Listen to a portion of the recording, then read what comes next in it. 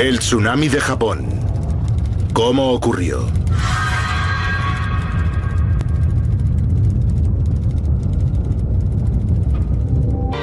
El origen del desastre está situado a 100 kilómetros de la costa.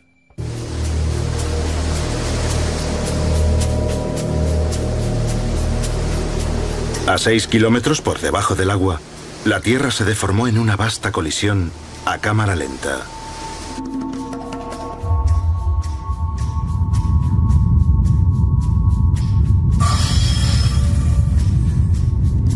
La corteza terrestre está formada por varias losas rocosas del tamaño de continentes, las placas tectónicas. Japón está situado sobre una de las líneas divisorias entre esas placas. La placa del Pacífico se desplaza 8 centímetros al año, la misma velocidad a la que crecen las uñas.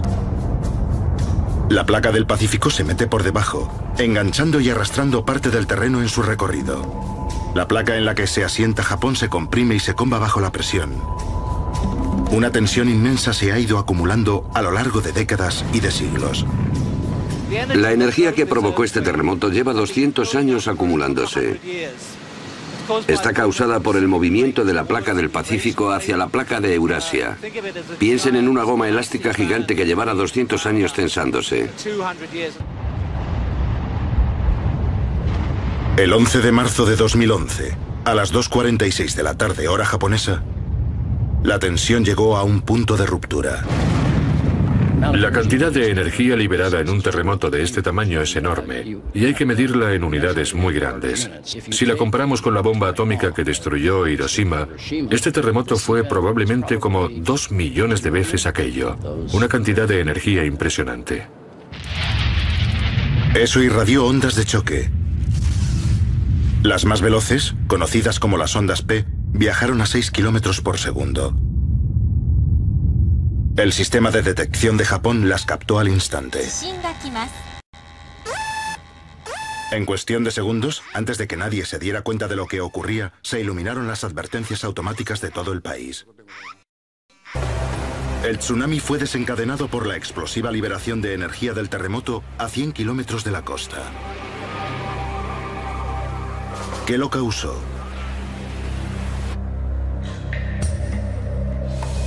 A lo largo de los siglos, la parte japonesa de la falla tectónica había sido comprimida y arrastrada hacia abajo por la placa del Pacífico, que se metía debajo de ella.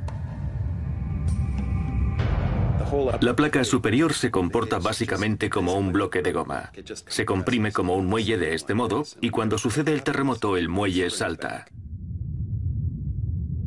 El empujón repentino hacia arriba de una masa de roca tan gigantesca elevó una masa de agua de 6 kilómetros de profundidad hacia la superficie del mar. Al colapsarse nuevamente hacia abajo, olas inmensas cruzaron el océano. No como las olas normales, sino más bien como las ondas de choque de una explosión.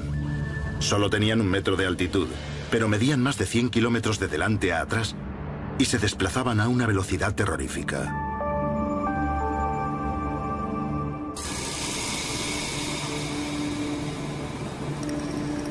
La energía elevó el suelo marino.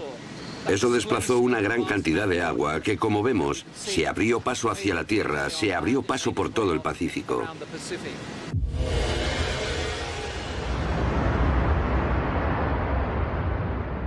Un lado de la ola cruzó a toda velocidad por el Pacífico. El otro lado corrió hacia la costa de Japón. Los tsunamis viajan muy deprisa, a una velocidad que depende de la profundidad del agua. Si se produce en el océano profundo, el tsunami viaja muy deprisa. Llega a alcanzar la velocidad de un avión a reacción. A más de 800 kilómetros por hora, la ola tardó solo unos minutos en llegar a la costa. Allí, la menor profundidad frenó la parte frontal de la ola. Pero la parte trasera, más veloz, seguía avanzando. Empezó a adelantar a la parte frontal. El aumento de la presión empujó al agua hacia arriba, produciendo una marea en ascenso. Millones de personas durmieron en oficinas y esperaron el amanecer. Entretanto, la ola del tsunami seguía extendiéndose por el océano a 800 kilómetros por hora. Países a todo lo largo de la costa del Pacífico observaban la situación con nerviosismo. En Hawái, el centro de alerta de tsunamis estaba en alerta máxima. Enseguida comprendimos que este era, básicamente, el primer gran tsunami que cruzaba el océano en 40 años. Intentaban calcular con frenesí cuándo y dónde golpearía la ola a continuación. En ese punto entramos en estado de alerta para todo el Pacífico, lo que implicaba otro mensaje y muchas llamadas. Punto de alerta estatal, aquí el centro de alerta de tsunamis del Pacífico. Hawái emitió una alerta de evacuación. La gente se dirigió a terreno alto. La ola que golpeó Hawái tenía 1 metro de altura. Causó daños, pero por suerte la distancia la había debilitado. Esta vez no se perdieron vidas. Con la ola ya muy disminuida, los países del Pacífico fueron reduciendo sus alertas. Pero Japón despertó a una pesadilla. Los científicos continúan con el análisis. De todos los datos que han reunido, emana todavía una amenaza muy clara. Los expertos llevan años advirtiendo de un terremoto grande, seguido de un tsunami cerca de Tokio.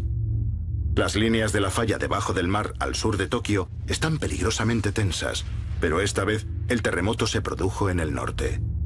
Lo que se esperaba es un deslizamiento de la placa de Filipinas hacia el norte, hacia la placa euroasiática. Y lo que ha ocurrido ha sido un deslizamiento de la placa del Pacífico hacia la placa euroasiática. A veces un terremoto grande ocasiona un deslizamiento del siguiente parche de la placa. Todos los ojos están puestos en lo que ocurrirá, en cómo ha tensionado este terremoto la parte vecina del límite de la placa. Tenemos que entender que toda esta zona tiene un nivel muy alto de tensión y está preparada para ceder. Y ya se esperaba que cediera en cualquier momento, y este terremoto habrá acercado más ese momento. La cuestión es hasta qué punto lo ha acercado.